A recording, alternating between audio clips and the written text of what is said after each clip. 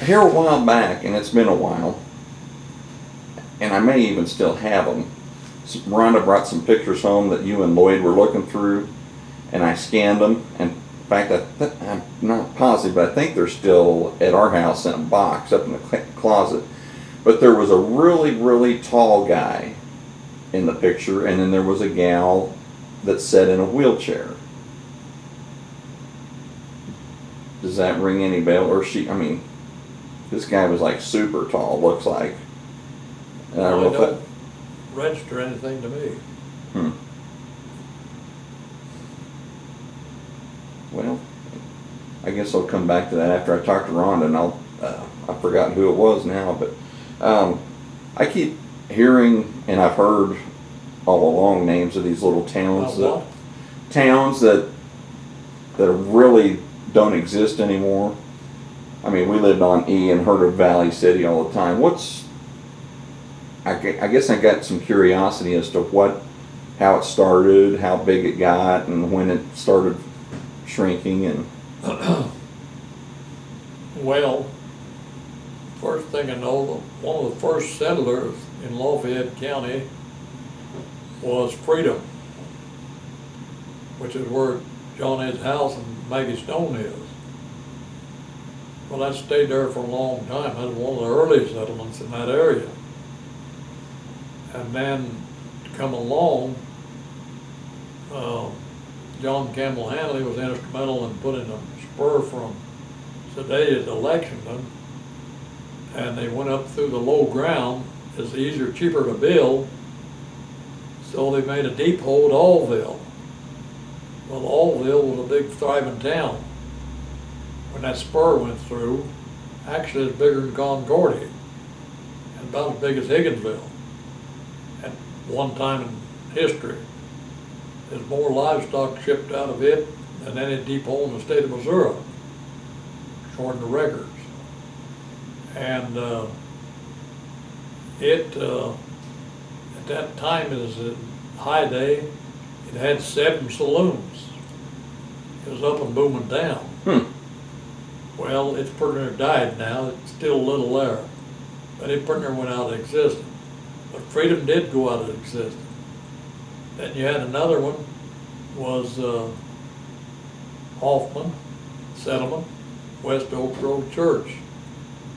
At least it had a store, general store, and a doctor there, and a few houses, blacksmith, but it disappeared. about how big was it? I mean, as far as number of houses or families or whatever? It was about 3 houses there is all there was. I think doctor and the scorekeeper and the blacksmith had houses. Scorekeeper. Run the store. Oh, storekeeper. Okay. Store. And it disappeared in 29 or 30, I don't know which it was, and went to nothing. Fayetteville is still going, but it's one of the oldest, older than Hoffman, and it's still surviving, but it's several houses there at one time. It had a harness shop, blacksmith, and 2 churches and school, and I don't remember what is any other business there or not. But then on up the road, they formed another store, Robbins. It passed away years ago. All it had was a blacksmith and a doctor and church and doctor, church, and a store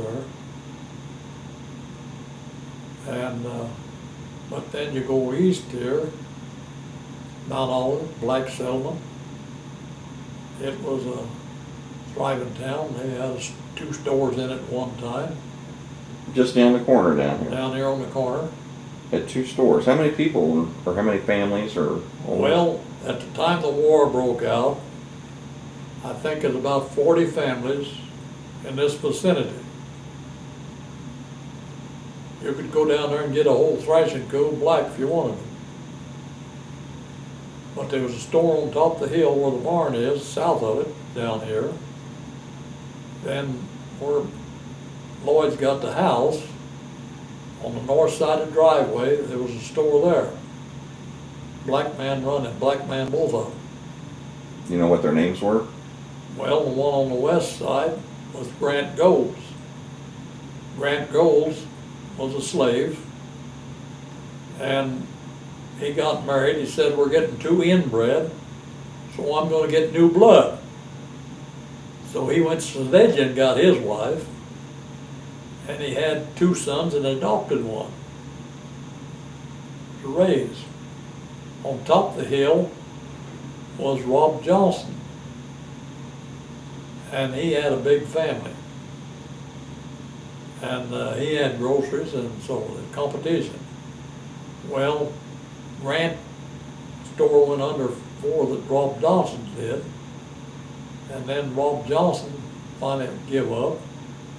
So the Gold's boy lived down here east of Braley there. No house there now where that gate is. That is Hank Gold's. And he mechanic, so he had a garage and a good mechanic. But he had a pump, gas, you could always get gas. And So there was a gas station down here too? yeah, gas station there. Huh. When we moved here, and you could get all few groceries. He basically kept tobacco and candy and chewing gum and knickknacks like that. Well, then he died. Well, they done away with that. But down where Grant Gold started, Hansel Gold was his son. The old man died, and they didn't do any more with the store. But the white people used to like to go down there, and he stuttered when he talked. He said, they'd ask him every time, what's sugar with that? Shh. He never could say sugar, he just couldn't say sugar. And so they nicknamed him Sugar Golds. But he did keep a pretty good kind of store. Well, then you go up. Did you all go down there and? Huh? Did you guys go down there and? No, it didn't. We didn't. I mean, it's gone before my days. Oh. But I don't know whether my folks traded there or not. I don't know. But then you had on up south up there where the road tees, on the west side of the road, in the early 1800s, there was a settlement there. They had a doctor and a church and a store and a blacksmith shop, 3 or 4 houses over on what Kruger's got. They called it Klondike. And Klondike, I don't know when it disappeared, but it disappeared. And then, but you got Valley City down here. It was formed in the early 1800s by the name of Alec Greer. And his brother Alexander Greer was one of the first settlers on the west side of the creek down there. Big house is still standing yet today. They remodeled it on CC. And his brother was a bachelor, he never did get married, but he had a store there. And that town grew to a church, a blacksmith shop, and a doctor's office. And the doctor there was Dr. Saltz. Dr. Saltz started out in Concordia, but he moved to Valley City, which is a better settlement. So he went to Bob Nostrum, and then the schoolhouse in Valley City, several houses, and it disappeared to nothing today. About when did it start disappearing? Oh, it started disappearing in the early 30s, and it just went to nothing. 1930s. Yeah. But according to the census of 1869, east of it, in Grover Township, there was another settlement of Franklin. but I don't know anybody that knows where Franklin was. But Dunksburg was a big thriving town. It was ahead of Concordia. But then in, How big was it? I mean, how many, what all a kind of lot of houses businesses? there. Quite a few businesses? Yeah, several businesses there. And what you did, the German settlement, a lot of it, both sides, creek. The Germans on the north side of the creek crossed the creek to buy groceries, not anything. And no bridge, that is East Stroll's house, where they crossed the creek. And as many of them drowned it. They thought the creek wasn't as bad as it was. So a lot of people on the north side drowned coming over to Dunksburg. Well, then they started Concordia. Well, then the railroad come through, Concordia come. So that took care of Dunksburg. They kept going downhill. Well, then in '80, there was still a lot of houses, stored, blacksmith shop in Dunksburg. You're talking about 1880, I'm talking about 1980. 1980, okay. We were filling silo. They called up here and wanted to know if we had a tank of water we could give them right quick. Well, we just emptied it with the water in the silo. Well, Dunksburg burnt down. Now, they could have saved Dunksburg, but that's all conservation ground west of it. And the conservation people wouldn't, there's 3 dozers sitting there. They could have made a fire wall to keep that from jumping, to burning up all of it, but they didn't want to destroy the conservation ground. So it burnt down. It burnt darn near every house in it. Just one right after another. We could see it up here, terrible smoke down there, till we found out they called up here, hunting if we could get them water. Had the fire trucks out there from Knob and Ulster, but they just run out of water. So that's what happened. So what's left there now? Nothing at all, or? Well, just 1 or 2 houses yet. A few they saved, there ain't much there anymore. Now the church at Dunksburg was a half mile south of it, so it didn't burn. It is a Mount Zion Christian Church, what the name of it was. So, I don't know, but then you go west from here, Columbus, Missouri, Johnson County rather, it is the big town in Johnson County. And that's where the county seat was to start with. When they divided up the country, Johnson and Lafayette County was Lafayette County. Then in later years, they cut it in 2. And they cut it in 2, this right down here north of me, that is the county line, half a mile north. They cut it in 2, but they didn't have nobody for presiding commissioner. So over there where Hoffman Place is, the big barn, still there, is a man named Amos Horn lived there. He had a good education. He was a preacher. So they wanted him as presiding commissioner in Johnson County. So they moved the county line 2 miles north, still today, to just past Robin's store. It comes back in line with this down here, from across the county on the north, 2 miles off. Well, Columbus was county seat up there, and a big dang town at that time.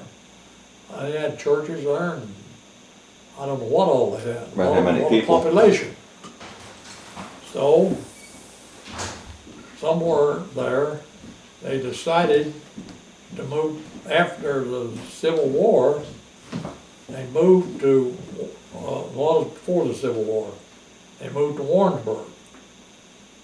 And they built a courthouse on Main Street out there.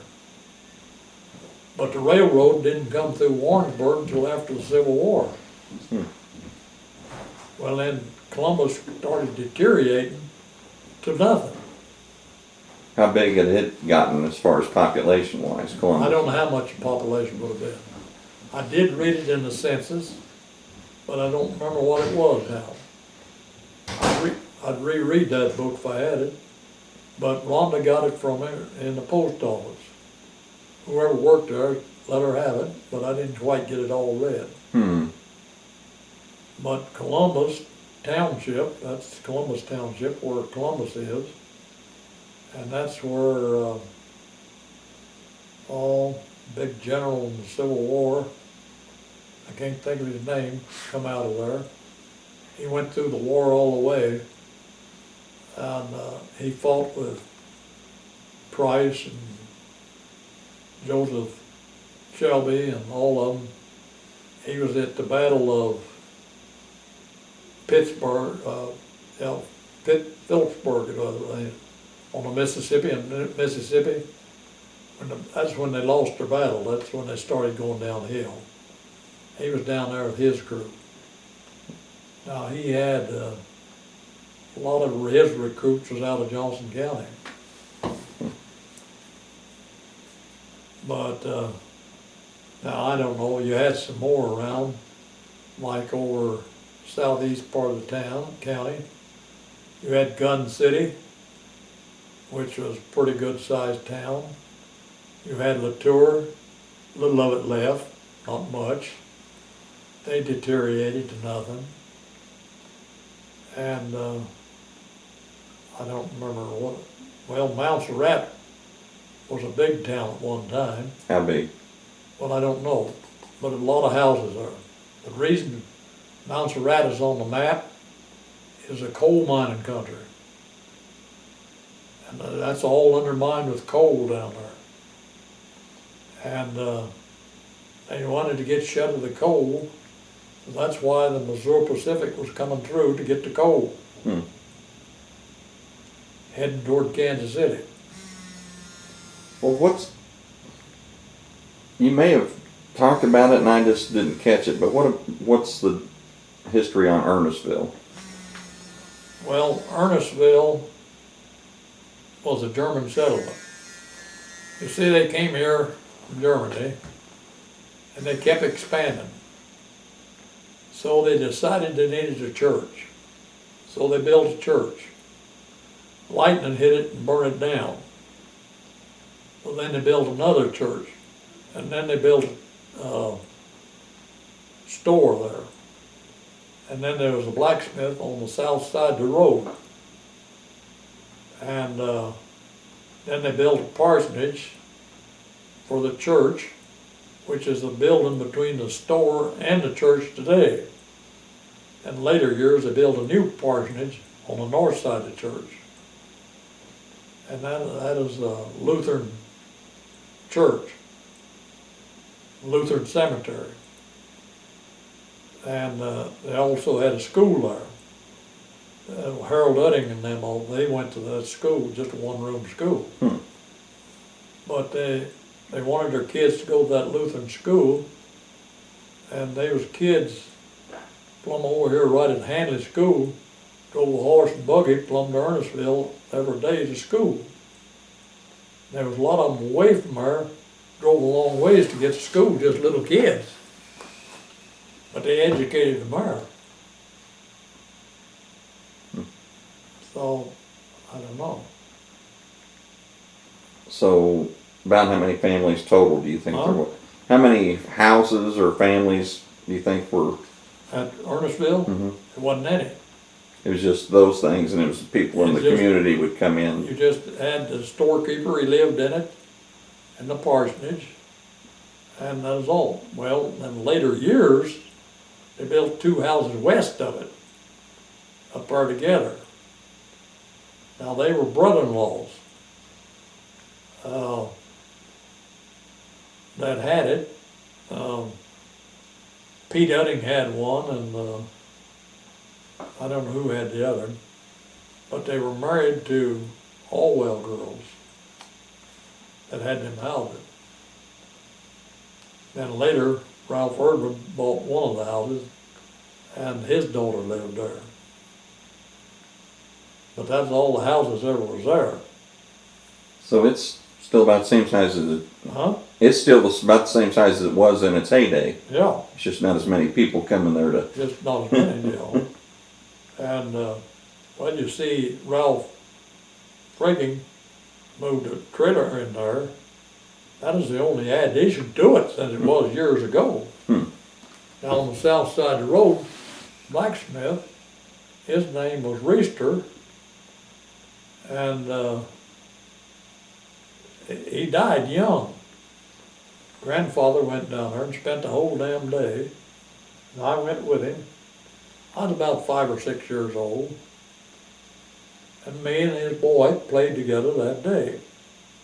The boy was a little bigger than I was, because I was a runt for a long time before I ever grew, and we played together.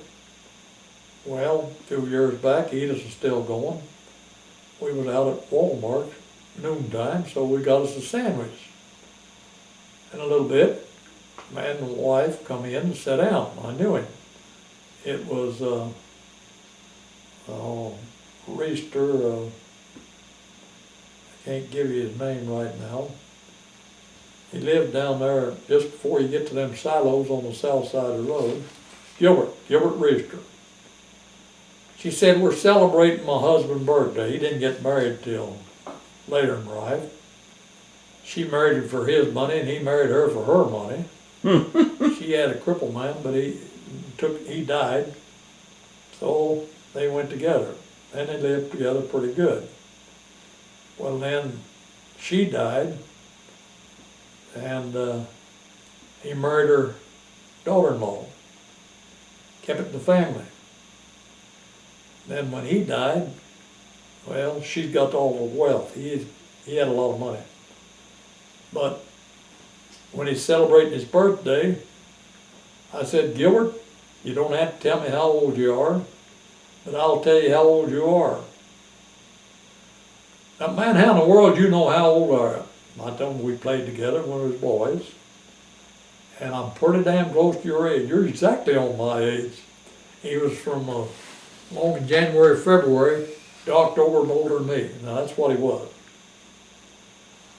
So, so that blacksmith shop, I don't know when it folded up. I never did go back down that way till after I was married. And German gals wouldn't go with me, so I stayed away from down there. Is there anybody in your family that has been Amish or Mennonite? Been an Amish or Mennonite? Yeah. No. Or was it because, I mean, I've seen pictures where they got the beard, so they could have been. Is it like the foul mouths that kept you from kicked out of the... But what else?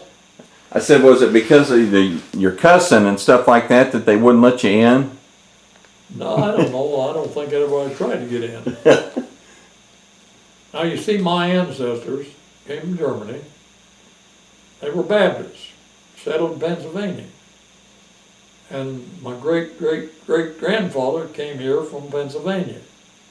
Now, they fought in the Revolutionary War, settled out south of Warrensburg, and they always called it a Baptist church. Well, the Mennonites the Dungards come here in 1700, 10 years ahead of my folks. Well, they were German Baptists. Then I don't know what they had, but then some more come, they were Mennonites. Some more come, they were Amish. Some more come, and they were Church of the Brethren. But it's all German Baptists. But they had a different belief. But the Church of the Brethren was more forward pushing, modern day all the way through, than even the Mennonites or the Dungards, either one. But the Amish is the one that's way behind. No, wasn't none of my relation in there, I know. Well, I know when we went to Windsor that one time, you got out and stopped and talked to him like you were... I talked to him. Back when you still had your beard. Oh, yeah. I remember one day we Well, went... the reason I talked to that Amish man, I had a cousin that lived there. He was the first cousin to Dad. And that was the girls' home place that we went to see Nita Ray Club. That's where she grew up at. She was born on the north side of the road. That is the homestead, Bell Homestead, or Coates Homestead rather. And the house burnt when she was 6 years old. I was having a birthday supper for her in the spring of the year, and it had a shingle roof on the house. It was cooking with wood, and a spark lit in the shingles and set the house afire. Well, her mother had four sisters, and they was all there, their families, for the celebration. When they found out the house was afire, the table was set, ready to eat, so four of them grabbed each corner of the tablecloth and carried it out in the yard. And they carried everything in the house out. They didn't lose nothing. And the house burnt down. Now that was built by my great-great-grandparents. And it was a big long house, north and south, porch all the way around, roof out over the porch. As the sun changed, you sat in the shade. Now my grandfather's brother lived there, just older than Granddad, and he married a half Indian. I guess she had asthma. She was a nice old lady. And she was born and raised up west of her. The Indians was all around there when they come to that country. And that old lady getting a rocking chair out there in that shade on that porch. She just rocked continually. But every time she rocked, she raised her feet off the floor. Just a wheezing and panting. She just rocked and raised her feet. And, but when the house burnt, they'd already moved, her and her two daughters had moved to town. And see, Virgil was a half brother to the other two girls. And so they rented them a place. They didn't really get along too good. They got the 80 acres where the house was, her and the two girls. And Virgil got the 40 east of it where Nita Ray was. That's the way it was divided up. So when the house burnt, Virgil moved on the east side of Windsor on 52 Highway. It wasn't there then, it was a dirt road. And lived there a year or two, and then he moved down the south side of the road where I stopped. Now it was all gone, what he lived there. Now that guy was named Miller is living there now. So that's the reason I stopped and talked to him.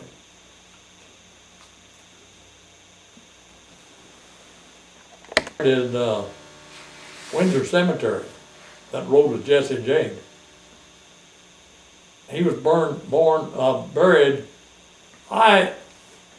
probably 6 or 7 years old when he was buried. That's way back there. But when he went into service, he was 15. And his brother was my great-grandfather. He was 14. But he rode with Price, my great-grandfather did. And this is the Nelsons you're talking about? Is this Nelsons? Nelson, yeah. But this boy rode with Cantrell. And so did Jesse James and them. Then eventually Jesse James and a few of them, they pulled off and rode separate.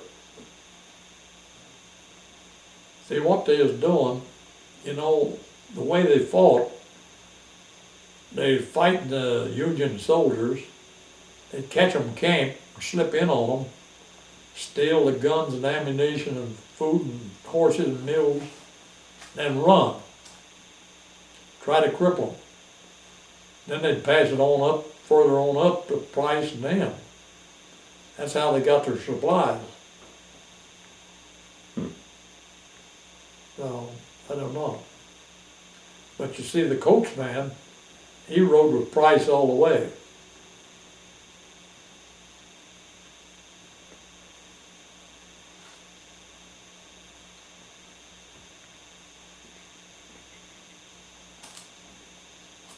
Because we were getting ready to hit on something else before I asked you about where he was buried. I don't remember what it was now. I said any convicts in the family? Yeah. Besides, Not too close in the family. We had, in the Fickus family, we had, I don't know what, the Fickus, I think it's Jim Fickus, I believe. His place was on 13 Highway, first place south of the rock crusher on the east side of the road today. He had 3 girls and 2 boys. One girl was very instrumental in helping on the Fickus history. She married a guy by the name of Cole that run the donut shop south on the south side of the street at the corner cafe in Warrensburg. She had another sister that married a man in Wyoming and had a sheep ranch. So she lived out there. Along in the mid-30s, he went berserk. And he had 5 or 6 hard hands, he killed them all. Well, they arrested him. And they hung him out there, or done something, they executed him anyway. Did they have a trial? I don't know whether they had a trial or what they done. But anyway, she come back here in 36 to Warrensburg and lived with her sister a while, and she died here. What was the man's name? I don't know. I don't remember what his name was. I did it one time, but I can't tell you today. I might find it in the Fickus history what his name was, but otherwise I can't tell you. And then there's another girl, but I don't know what she did really do. So that was near convict as we had. Now you've seen in the paper the other day, a guy come in on a train, 6-shooter on each hip, raving around on a railroad car. They called ahead on, what I want to say, TikTok. They had a criminal on here, raising hell, and the law met him at Depot. Now, he'd been on a sheep ranch in Montana for years. And, well, he hadn't seen humans for a while. He just kind of went off the deep end. But it wasn't bad with him. His folks lived in Northern Ulster. He got to Warrensburg. I don't know why he got off. No, he didn't get off. They come on the train and he started shooting, and they shot him, killed him. And didn't even give him a chance for anything. But the railroad officials was the one that caused the trouble. Now, he would have made his home in Northern Ulster if they hadn't, can't think what you call it anymore, where they called on the lines ahead of time, and the law met him down there at the railroad. And that article's in the paper the other day. But they didn't say anything about what he was or what he'd done or nothing. But the old timers told me that he's on a sheep ranch out there. And when he come. Then I had a great uncle. He starved out everywhere he was. His name was Dick Muir. And he ended up in Montana herding sheep in his latter days. And he said that's a lonesome damn place to be. All the friends you had is your dog and your sheep. Every few days he butchered a sheep for him and the dogs to eat. And they'd bring him a few other stuff out, whoever owned the sheep. Well, that's the kind of life he led.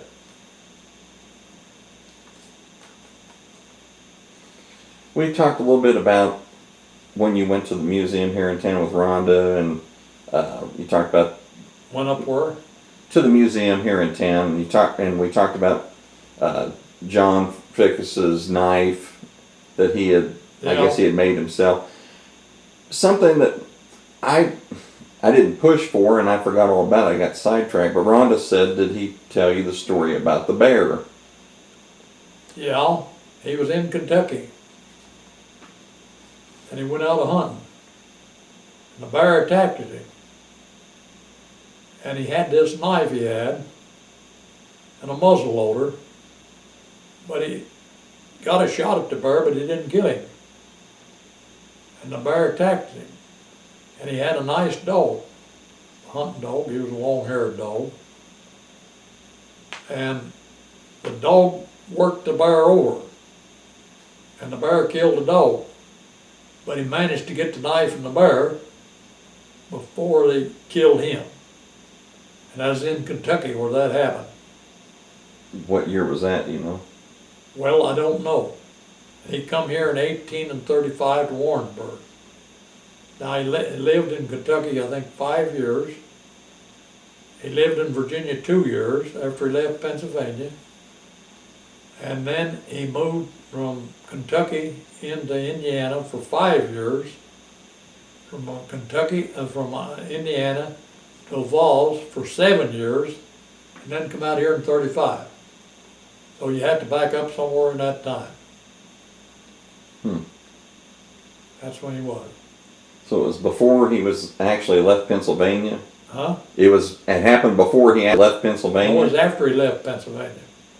Now when he left Pennsylvania, 2 years in Virginia, 5 years in Kentucky, so it would have happened in that time. At least 4 or 7 years after he left Pennsylvania. And they were just settled in Kentucky. It was pretty wild.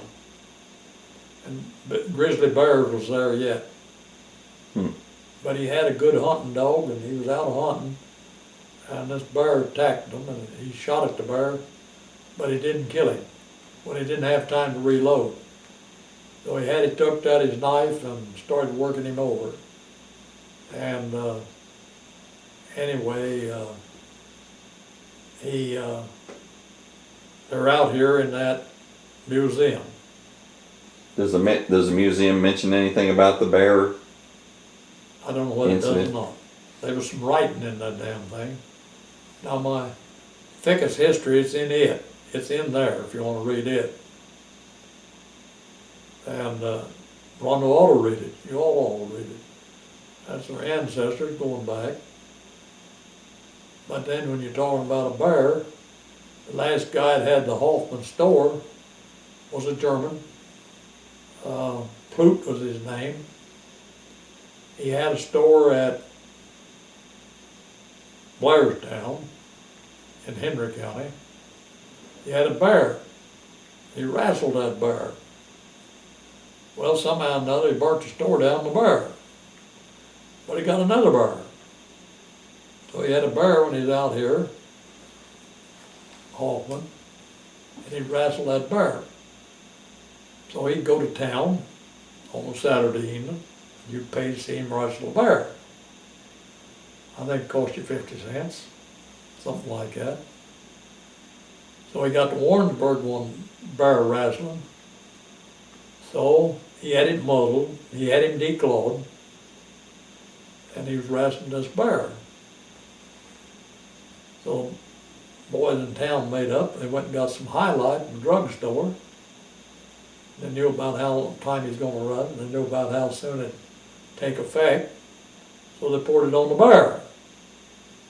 But he's wrestling the bear. Well, they didn't wrestle the bear, they just like to squeeze him to death. Well, that's the last of the bear wrestling.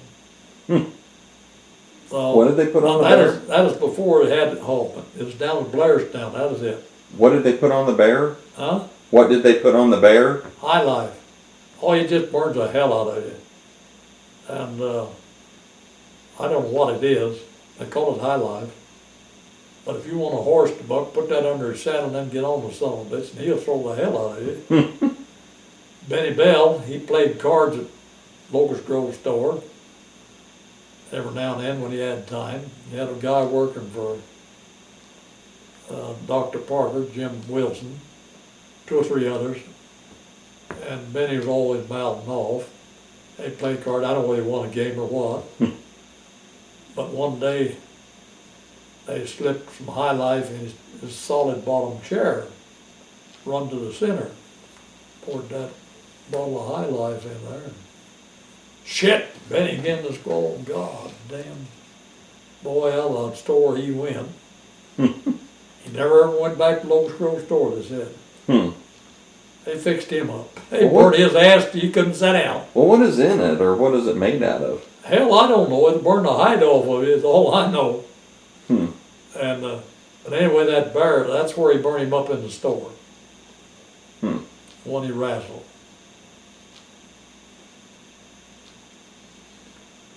Well, if you don't have any more thoughts right now, then I'll probably shut it off for now until we think of something else. Well, the only thing I can say about that Fickus out there, on Jim Fickus' grandson, which is Marion Fickus, his dad carried mail, Walker carried mail in Warrensburg.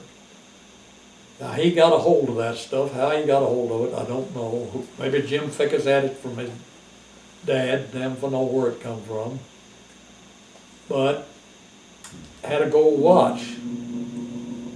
And Marion Fickus, he still got the gold watch when the book was published.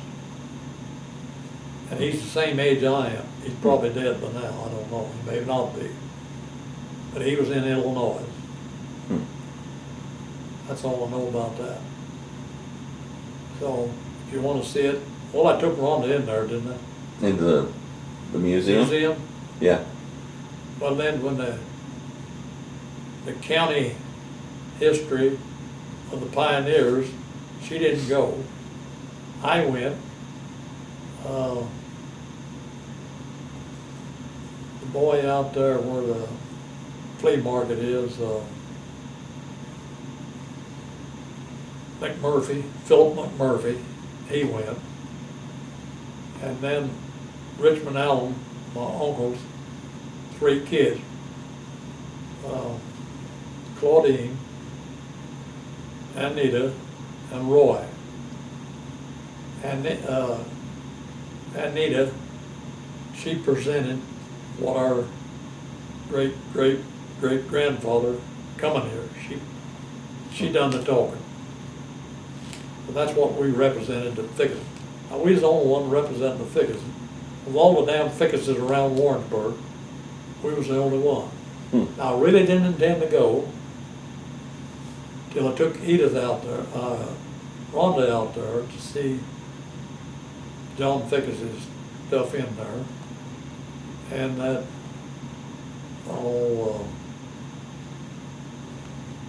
goddamn, I can't think. She was a Bales, married,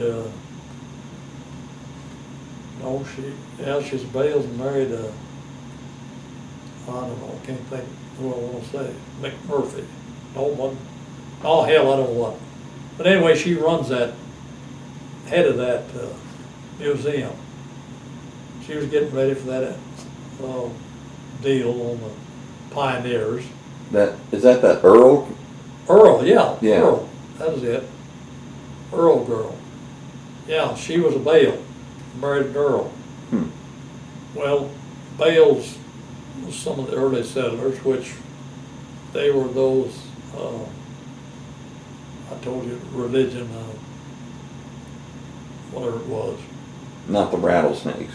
Huh? I kind of get missed there. But anyway, she married Earl. She's working in there. She said was having that. Well, and I told her what my history was. Oh my God, man, you got to come in here. Well, damn it, I didn't intend to go. She gave me a damn invitation to go. So I got to win. And then, well, I really didn't intend to go even then. Well, I stopped out there at McMurphy's to see Sandy about something. Oh my God, Philip's going, and you better go too. So I did. So that's how come I was there. And it don't hurt to go through out there, in my opinion. Where was this? And they go just south of the old courthouse, out on Main Street. And what was it? Well, it's a museum, Oh, okay. Johnson County Museum. And they had all kinds of stuff that was out here over the years in the country. I don't know what I could have added to it at that time and all, I don't know. But I never went on any further. But they had blacksmith too, and stuff like that. I probably could have put something to it. But I didn't do it. So I don't imagine I could now, for that goes. But it is kind of interesting what Johnson County was. Now, about everything in there, I probably knew what it was. Just old enough to really know it did happen. And a lot of the things that we've talked about are things that happened before you were born. I think Rhonda said that when you were growing up, that you didn't have anything to do. That's basically, you didn't have like a bowling alley or square dancing team or anything like that. And just like everybody sat around and told stories. I never heard of it. We might have had, but I didn't know about it. Now, as I grew up, my grandmother thought it was a sin to dance. That's when they get pregnant, not married. Now, she was great on that, not dancing. And she did. Well, they didn't either. And they didn't like for us kids to do it either. I didn't, Aline didn't, but I don't know what Benny done. Don't tell him, he was kind of opposite. Well, where did you get most of your stories from? That, I mean, the stuff that, who told them to you, or? Well, when I grew up, I enjoyed old men. They'd be sitting around, some of these may be fairy tales for all I know. But I sit down and listen to them old men give their stories, and I still remember them. Today I don't remember what you said yesterday. But I enjoyed them old people talking and telling me what happened. That's the reason I got my stories. Is there any one in particular, or any two in particular, that whose stories were that you enjoyed more, or you thought that you've held on to longer? The old man that had this, I enjoyed his stories, but there wasn't a damn truth to any of them. They was plumb wild as hell. But he did tell stories. But I had a lot of people around, I don't remember who's the most. The most good I ever got was out of Will Hanley, father-in-law. He told me a lot of damn stories, you know, and I've enjoyed his, over the years, what he's done and how you do it, and this and that. Well, how many of the stories that you've told me in the almost 8 hours that we've taped today and yesterday, out of the last 8 hours, or almost 8 hours that we've taped over today and yesterday, how many of those stories were made up stories?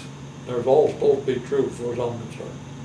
So these aren't any of the ones that... They're true in my mind. They're true in my mind. So these weren't ones that were, that you know of that were made up. These are ones that actual... I don't know of anything that was made up. So these stories aren't the one from that one guy that... Not everything I've told you actually happened, as far as I know. The guy, though, that was telling the stories that you couldn't believe... I didn't put his in there. You didn't put his in there? No. You remember any of those? Well, I can tell you one he told. What was his name first? Haston Jones. Haston Jones. Lived here. Here? Yeah. On this property? Right here. With you? No, not with me. Before you? But I bought it from him. The folks did. Bought it from him. He died September 36th. The old man, he fought in the Civil War. So he said. But he wasn't even born. But he fought in the Civil War, and he fought the Contrail. So he had a battle out there at Post Oak Bridge, Blackwater, before the new channel was cut. They had a battle right there east of the bridge, where the boys are farming today. They killed 3 and buried them of Union soldiers. Cantrell did. But they was fighting Cantrell, so they caught Cantrell and they hung him to Blackwater Bridge. Yeah, that was the end of Cantrell. Now he rode with Cantrell, but they decided he wasn't good, so they hung him. Cantrell end of the war, was back disbanding his group. He was going back to Washington D.C. to see if he couldn't be eased off, not put in prison. When he got in Kentucky, they knew who he was, and they killed him there. He never got to Washington D.C. But that's the story me. What year was it that he was going to Washington? Huh? What year was it that?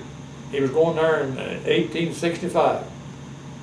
Spring of 1865, when the war ended. Just before it ended, that's where he was headed. That's when he got killed. Hmm. But he rode through all the Rucuses through this country here. On trail, burnt buildings, he'd done everything. He stole cattle, he stole horses and mules, mostly from Union people and Union soldiers. He tried to leave the Confederate people alone. That was his deal. Maybe there's a Post Oak or Blackwater Bridge in Kentucky or wherever. Well, it was down here in Warrensburg, but the old man, hell, he wasn't even born. Did your How'd he get such a tale? did But he you tell? know, he'd start telling them stories, and he had 4 boys, Ray, Roy, and Sam. Are these the ones that got in a fight with Yeah, with Hill or? Leroy's dad was Roy, and then he had a twin brother, Ray, and then he had a brother, Sam, and then a brother, Jess. Jess was the oldest. Is this the same Joneses that are? Right here. Huh. The old man's boys, 4 of them. Well, Jess loading logs, saw logs, and the chain around the log somehow slipped and rolled over him back down the skid pole to put it on the wagon, and he got going downhill. Well, he ended up with cancer in his spine. Killed him. Well, the house I lived in, twin brother Roy built 2 rooms down here toward the end of the road, coming west. So when Jess got bad, he wasn't living in it. He went over and bought on the corner where Collis lived. So then, what he did, Jess was bad. He was living here with his dad and a wife and kids. I think he had 4 or 5 kids. And so they moved that house up east of the house up here. He'd go down here to this well and get water. There wasn't no water down there. And they put it on 2 iron wheel wagons. They put 4 mules on each wagon and put 2 mules on each end of the house with a pole tied to the house. And pulled it up the hill. They got up here at dinner time to eat dinner. There wasn't nothing over there except a barn. So then after dinner, they went down the hill and they hit a stump out there somewhere with the folks' wagon. And it bent both hind wheels. They just crooked as hell. We used them for a long time, but they wobbled all the time you went down the road. Well, they went up here about where that pond is, Gene filled in, and crossed the road ditch. Crossed the road ditch, you got stuck. Well, Jess was up here in bad shape, so he hobbled up there. They was beating, clubbing the damn mules, and he gave them all hell instructions to quit beating them damn mules. And my God, every one of you, hook them out the heel chain. Now you see your traces, he had a heel chain of about 14, 16 inches long. Well, they had them hooked up short on the way they hooked up on the wagons. So, and he said you hook them out the end of the heel chain. Now you do a good job of driving like you know how to drive a mule. That's what he told them. And the mules will think they've moved it, and they'll take it. And they did. They pulled it right out, went up there. Now why did it is in between a lot of elm trees, but they set it on a hillside. If it had just went 30 feet further east, it'd have been up on a hill with a solid rock underneath. I don't know why they didn't do that. I guess they wanted it in the shade. I don't know what else. And that's where they left it. Well, he didn't live in it very long till he died. Well, when he died, Ray had built this down here, and he had that over there on the corner, so he sold that to Wes Collett. Wes moved over there. Now, Wes lived over here where the boys got, Rick is, and he didn't own it, but he bought this over here and moved over here. Now, he owned up on the hill where the shack was up here, but there was, I think 13 acres there where the house was. So he moved over and be in that house.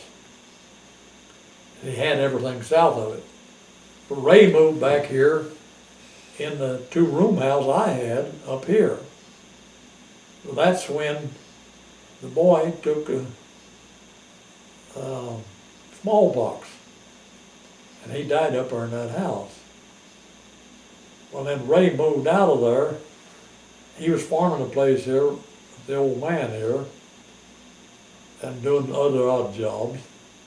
So then he sold out, he left here and went east to Edgar Schrader's, the first place east to Edgar Schrader's, and lived there for a long time. He moved back here in the 30s, up here, in this place here, lived here. And then his daughter died in 34 or 5 and buried her at Oak Grove. And then Jude Jones moved in here following him. Well, then Sam Jones, Jude's uncle, was going to move in here in 37. See, we bought it in September of 36, and he sowed wheat back here in the southeast part of the place. So we cut it wheat for him as a binder, and he thrashed it here on this place. But he moved up west to Darrell Marsh's up there, and lived up there for a while. He lived up there. When I moved that two-room house, I put it on 2 logs. And I went up there where he lived, right against the county line. It went plumb to the county line, it was half a mile across. And cut 2 blackjack trees, oak trees. That was long enough to go into the house. That's what we put the house on. Well, we wasn't doing too good a job pulling, but we got it in the road. Well, we didn't get it in the road the first day. Kept pulling up our dead man. Some puller did. The next morning, Dad and I cut some elm logs about 8 to 10 inches diameter, about 3 foot long. We got her in the road and we started putting them in front of the logs.